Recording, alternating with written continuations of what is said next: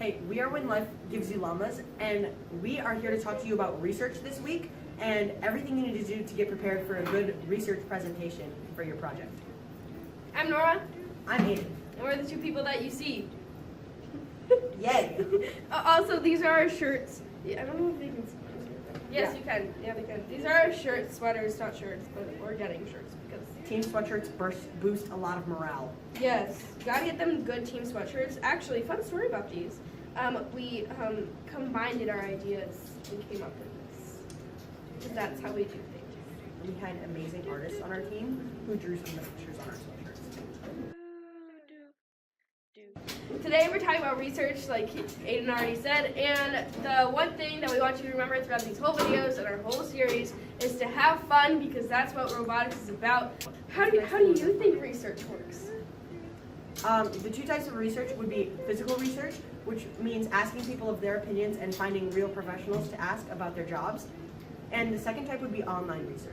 This means going online and finding reliable sources and websites that you can use.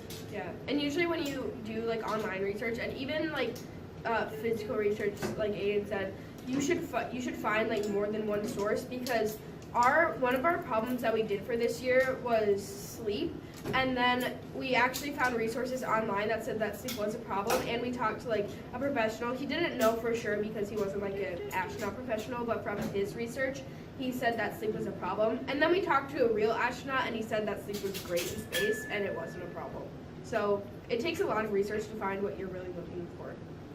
And what you want to do with your research is make sure you write it down. And can you elaborate on what did we do again on our team? What did we use to write down stuff? Like Oh, yeah, we use a bibliography, which is it's like is in itself a bibliography. I don't even know the real definition for it. I just know that's what it's called.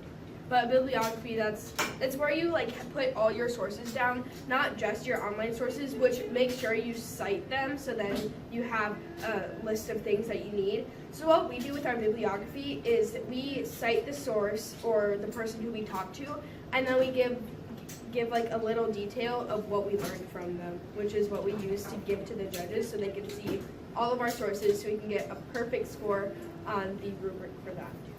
We also like to, as we research, gather ideas with each other, and we created a Google Doc and shared it with each member of the team. So when anybody was doing research, they could copy and paste any of the articles and put it on the Google Doc, and we could all see it. You could ask your teammates, because one thing that we actually focused on a lot this year was getting to know our teammates better, which is a whole nother place where we could talk about that.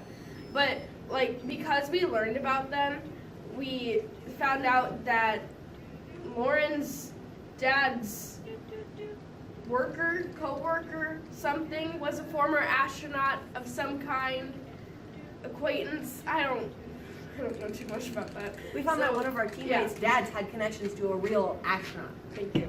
Yep. So ways that you could find people to interview is by looking through people on your team and seeing if you can find certain things. And so other ways that you can do it besides finding people and your teammates is by doing a bunch of research online and seeing if you can get any certain contacts online. Like, we also wrote a letter to NASA, so that might be a way, because there's a bunch of ways to contact professionals just by looking online. Say if your problem is like problems in government, you don't actually have to bring in the President of the United States. All you need to do is bring in somebody who knows a little about the subject and can explain to you. Yeah, so you could bring in like someone who's worked in politics, or even like your debate teacher would know a lot about it. So that's good information to get out of. So it can just be simple people. It doesn't have to be any certain professionals like we're saying it. It can just be people who know a lot about the subject, that they're a reliable source, which is one thing that is really important in research, is finding reliable sources. So how do we interview them? We went to many different ways to interview them. When we interviewed a fitness trainer for our problem, we actually went to their fitness place and physically interviewed them in person. And when we interviewed the astronaut, why did I say physically? I don't know. When we interviewed the astronaut, we interviewed him over the phone because it would be way too hard to go all the way to his work, which is all the way across. I think place. it's in DC. It's in DC. That's a ways away from South Dakota. Another way we interviewed people was we had them come to us instead of going to them. We called a psychiatrist and had him come in and talk to us about the effects of long-term space travel, and that was really helpful for our team to get an understanding without going too far from home. Far from home. Spider-Man.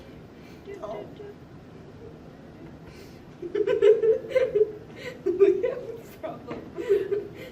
Next question. So if you're in your research, you find out that your problem's not really a problem and somebody already came up with a solution for your problem, then there are many things you can do to still work on that problem. Yeah. And maybe get a new idea for a problem. You failed fast.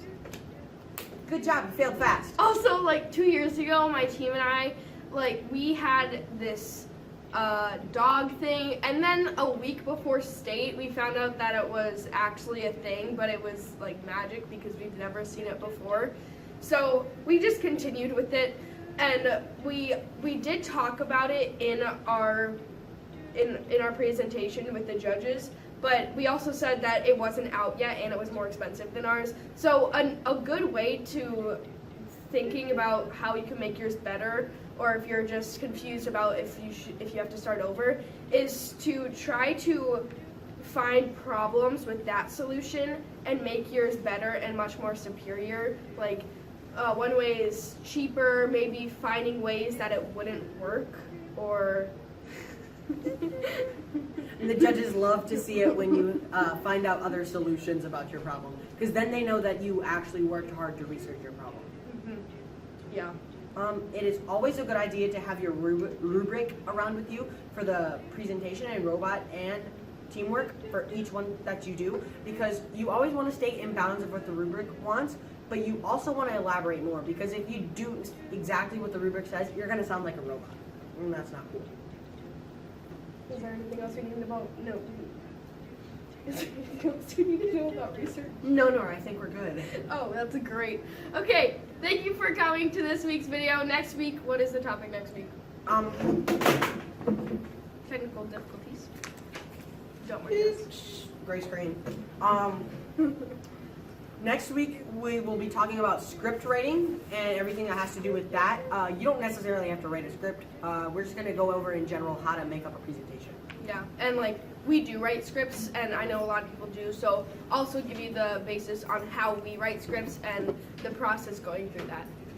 Be sure to like and subscribe, and remember that when life gives you llamas, You make llamanade! Also, if you have any questions, comment below so we can answer them for you, and we might do a Q&A if we're famous. Okay, bye.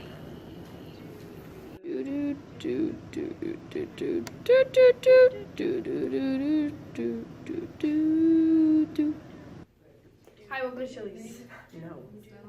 And you can also get the final type of research, which is Jesus research, and you ask God about Stop. What's physical? What do you it. mean It by means that? talking to real people. I call it. Be happy! No, don't do that. Okay. There's other ways that you can do it. Why are you taking my shoe? First person interviews. It just was like, psych. He won't give me a cookie Maybe your shoe should be on your feet. because he ate them all.